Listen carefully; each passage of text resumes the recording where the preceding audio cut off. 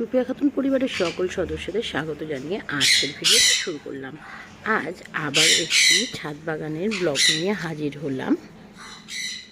শীতকালে তো আমাদের সবারই একটু ধনেপাতার প্রয়োজন হয়, তো বারবার বাজারে না গিয়ে আপনারা এভাবে নিজেরা টবে কিছুটা দানা দিয়ে গাছ করে নিতে পারেন।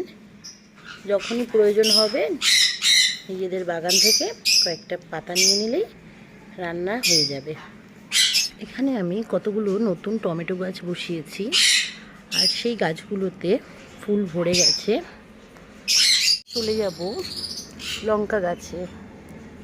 এখানেও অনেক লঙ্কা হয়ে রয়েছে, একটা লঙ্কা পেকে গেছে। এইভাবে অনেক টমেটো গাছ বসানো হয়েছে, আর প্রত্যেকটা গাছে কিন্তু ফুল ভরে গেছে। এরপর আর টমেটো কেনার জন্য বাজারে যেতে হবে না, নিজের বাগান থেকেই তুলে খেতে পারবো। ওয়াও, অলরেডি টমেটো কিন্তু ধরেই গেছে। এই গাছটা একদম ছাদের ধারে,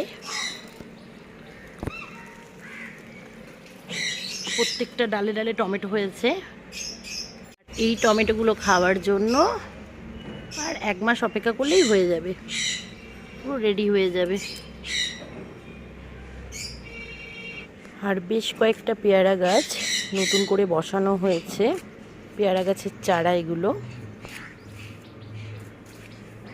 আর আগের ভিডিওতে যে পেয়ারা গাছগুলোকে দেখিয়েছিলাম সেই ভিডিওগুলোই আবার দেখাবো। পেয়ারাগুলো কত বড় হয়ে গেছে।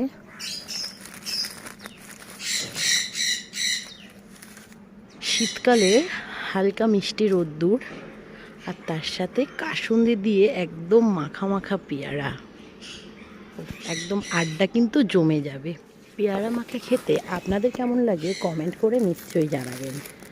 আজকের ভিডিওটা আমি কিন্তু এখানেই শেষ করলাম, আর আমার ছাদ বাগানের ভিডিও পরবর্তী ভিডিওগুলোতে আপডেট দিতে থাকবো। আপনারা ভালো থাকবেন, সুস্থ থাকবেন।